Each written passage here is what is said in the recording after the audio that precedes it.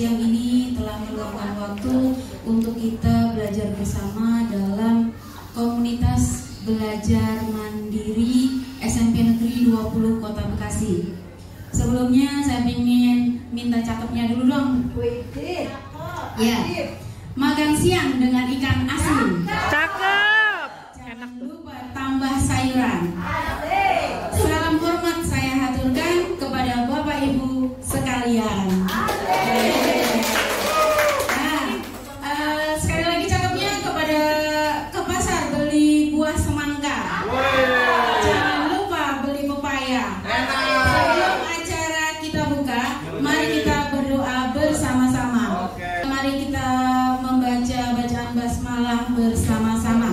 Bismillahirrahmanirrahim.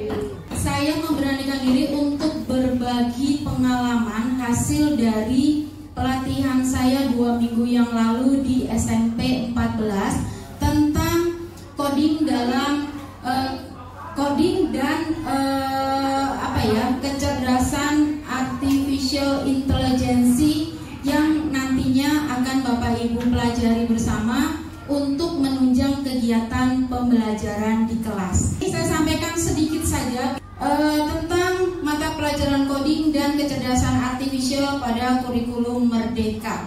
Jadi, kalau apa sebenarnya capaian pembelajaran atau capaian dari materi yang akan kita pelajari pada siang hari ini, yaitu Bapak Ibu nanti diharapkan mampu mendefinisikan konsep dasar coding dan kecerdasan AI, menerapkan konsep coding dan AI dalam proses pembelajaran, menyusun pembelajaran coding dan kecerdasan artificial yang berkontribusi dalam pencapaian dimensi profil lulusan. Kemudian tujuan pelatihannya ada 4 macam, seperti yang Bapak Ibu bisa lihat dalam layar di sana. Yang pertama, peserta pelatihan mampu mendefinisikan konsep dasar coding dan konsep AI.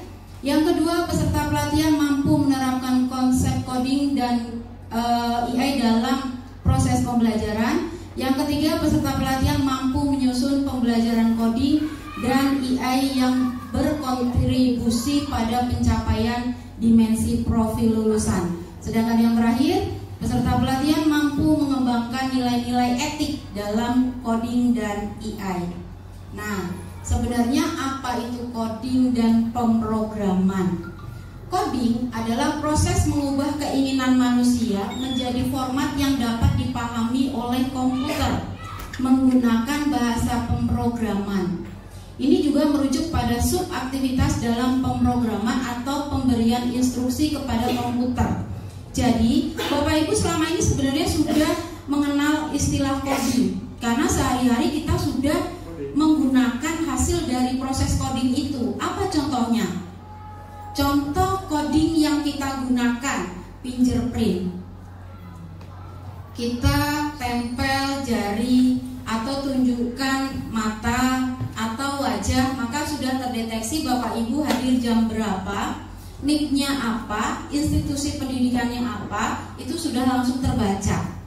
Apalagi selain fingerprint, kalau Bapak Ibu menggunakan ChatGPT, itu juga sudah coding dan AI. Kemudian kalau Bapak Ibu menggunakan Gemini untuk menyusun atau membuat soal-soal asesmen sumatif atau penilaian harian, itu juga sudah coding dan AI. Jadi ada banyak sebenarnya yang sudah Bapak Ibu gunakan tanpa Bapak Ibu sadari. Jadi hari ini saya nggak akan panjang lebar untuk masalah teorinya, nanti Bapak Ibu bisa pelajari sendiri. Hari ini kita akan langsung mempraktekkan Bapak Ibu menggunakan notebook LM, yang nanti dengan menggunakan notebook LM itu Bapak Ibu bisa membuat rangkuman materi pembelajaran serta membuat peta konsepnya dengan satu kali klik. Jadi saya demonstrasikan. Bapak Ibu sudah buka Google belum? Sudah buka Google? Oke, kalau sudah Bapak Ibu sekarang ketik di dalam kolom pencarian notebook LM.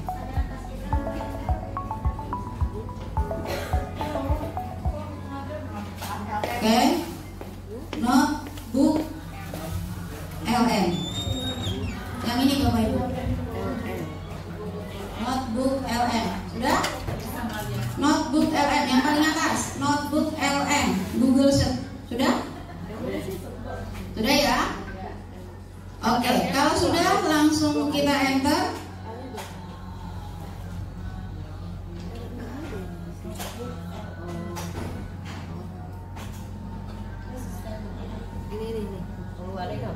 Sudah belum? Sudah dong. Nah, karena Bapak Ibu belum pernah menggunakan notebook LM, maka Bapak Ibu masukkan akun belajar ID Bapak Ibu semua untuk masuk di sini. Di sini, ini kan kalau di close. Nah, di pojok itu ada untuk memasukkan. Iya, pojok kanan atas untuk memasukkan. Nah, ini kan kalau karena saya sudah terintegrasi, kalau Bapak Ibu kan belum. Berarti di sini kan memasukkan akunnya Bapak Ibu di sini. Pojok kanan. Oke, sudah? Sudah? Oke, nah ini langsung diklik Bu. Google. Iya itu. Ini gimana ini? Atas Bapak Ibu klik notebook LM. Ini Bu Ida ini gimana? Ya, sebentar. Ya, Aku begini kok. sudah? Ya. Ini. Nah, ini sudah masuk. Oh, udah masuk. Sudah masuk, Bu Putri sudah? Oke. Nah, good job. Kalau sudah, Bapak Ibu, di situ kan ada tampilannya itu ada 3 macam ya. Yang pertama itu ada gain new understanding about any document, kemudian a chat grounded in your sources, apa bacanya itu? Share your insight. Nah, Bapak Ibu, sekarang kita akan berlatih meng-create atau membuat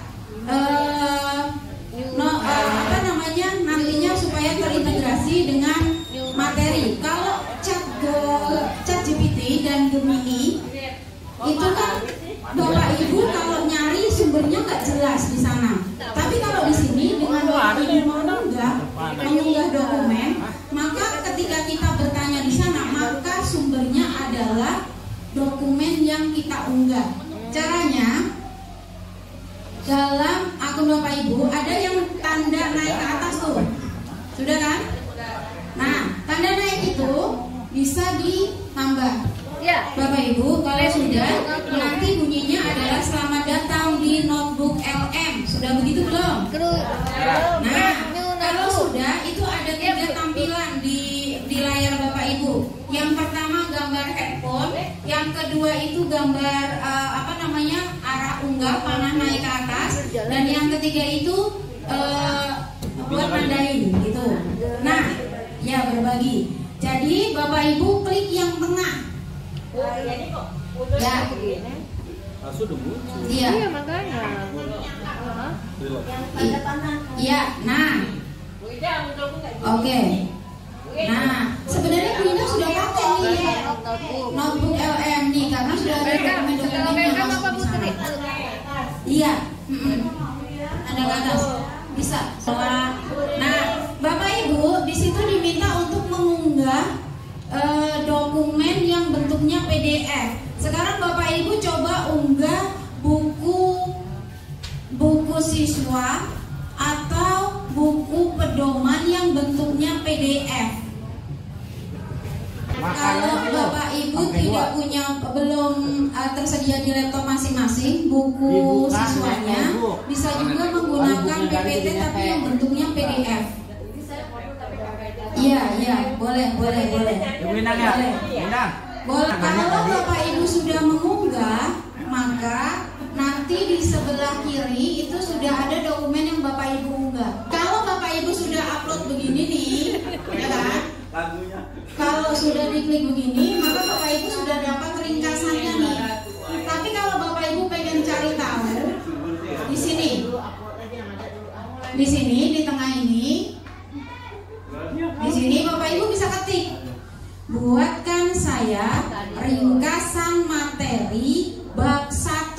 Bisa.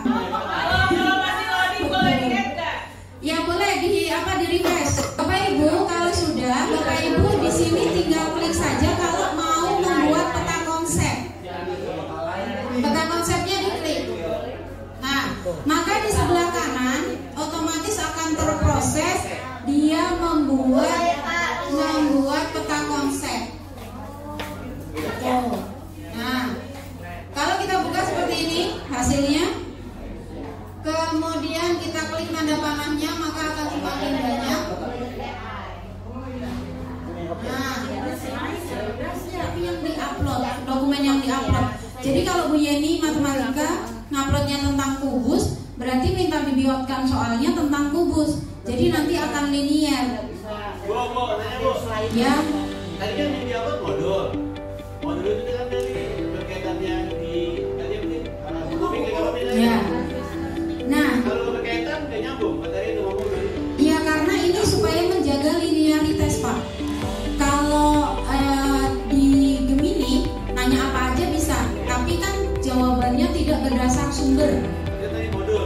Nah, kalau di sini Bapak Ibu unggah dokumen, maka dokumen PDF itu nanti dijadikan sebagai rujukan untuk